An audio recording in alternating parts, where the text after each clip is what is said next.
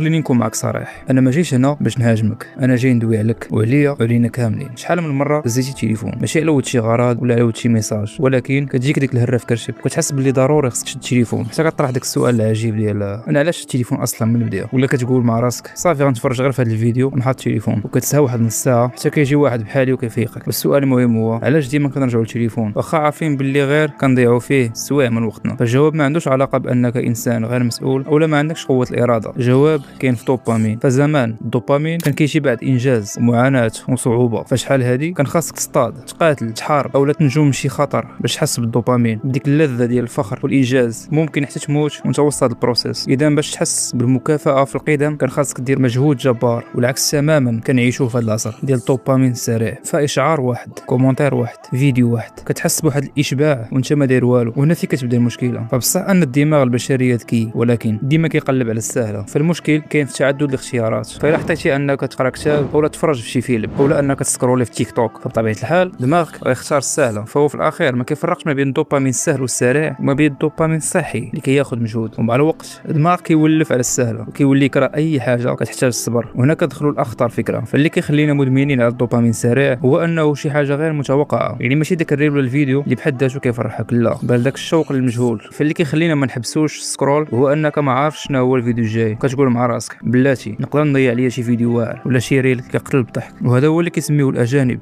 الفومو، وهو الاختصار ديال فير اوف ميسين اوت. فبواقع التواصل الاجتماعي ما صراو هاد اللعيبه. داكشي علاش شركات كبيره بحال فيسبوك ولا انستغرام كيخدموا معاهم مهندسين ومحللين ديال البيانات ومصممين ديال الواجهات وعلماء ديال الاعصاب واكثر من ذلك، غير باش يقدروا يخليوك الاكبر مده ممكنه في التطبيقات ديالهم. وكيدرسوا ديما العقل البشريه وطريقه التفكير ديالك وديالي باش يطوروا من الخوارزميات ديال هاد المواقع، لدرجه انه المخترع ديال انفينيت سكرول ايزا ريسكين اي هو اللي بدا الفكره ديال السكرولين، وانك تبقى تطلع الفيديوهات الى ما لا نهايه. خرج باعتذار واحد الفيديو كيقول فيه انا اسف لتدمير حياتكم. فالمكافاه الغير متوقعه اللي كيستعملوها جات الفكره ديالها اساسا من القمار، يعني راه كما كيقمروا على الفلوس وكذلك حتى انت كتقمر بالوقت ديالك وبالحياه ديالك اللي هي اغلى حاجه عندك، على ود انه ممكن يطلع لك شي فيديو زوين بحال هذا الفيديو اللي كتفرج فيه. فخليني نقولها لك بشكل واضح، فانت كاع ما كتستعمل التطبيق، ففي الحقيقه التطبيق هو اللي كيستعملك. وهذا الشيء بالضبط اللي خرج به تريستن هاريس اللي كان اخصائي اخلاقيات تسميه في جوجل، وقال في الفيلم الوثائقي سوشيال نيتورك if you aren't paying for the product you are the product. هادشي كيعني انه الا ما كنتيش انت اللي كتدفع الثمن ديال المنتج فعرف بلي انك انت هو المنتج، لانه انت مجرد منتج ومجرد بيانات اللي كتستعملها الخوارزميات باش تطور وتزيد تغرقك في الادمان. فملي كتلايكي شي بوست ولا كتضحك وكتكومونتي في شي ريل، فهنا الخوارزميات كتستغل هاد البيانات والنقاط الضعف ديالك ضدك. الحاجه اللي كتخلينا ما عارفينش نركزوا في حتى حاجه هي الدوبامين سبايكس، انفجارات الدوبامين. فمن بعد كل فيديو كتحس باحساس مختلف، يا اما الضحك، حزن، حنين الى اخره. فدماغك ولف على انه الا دازت 4 ديال الثواني وهذا الفيديو ما حرك فيك والو اذا فراه ممل، وهذه هي الكارثه بحد ذاتها. فغتقول لي علاش؟ الحياه الحقيقيه بطيئه، الدراسه كتحتاج الوقت، الخدمه كتحتاج الصبر، العلاقات كتحتاج العمق، انك تقرا كتاب كتحتاج التركيز. ولكن دماغك ولا غادي بالعقليه ديال سكيب عبد السميع. المشكله الاكبر هي تبلد المشاعر. كتشوف فيديو كيضحك موراها مباشره كيطلع لك فيديو محزن، موراها عاوتاني كيطلع لك فيديو اخر كيخلع، فدماغك ما كيفهم والو. فمع الوقت كتولي ما كتحس بوالو، لدرجه انه كيولي يجي عندك خوك ولا اختك باش يشكي عليك همو كتولي ما كتعرفش واش تضحك ولا يبقى فيك الحال. فمن بعد ما عرفنا الخطوره ديال هذا الشيء فشنو هو الحل؟ اول حاجه راقب راسك. فما تقولش ديك اللعيبه ديال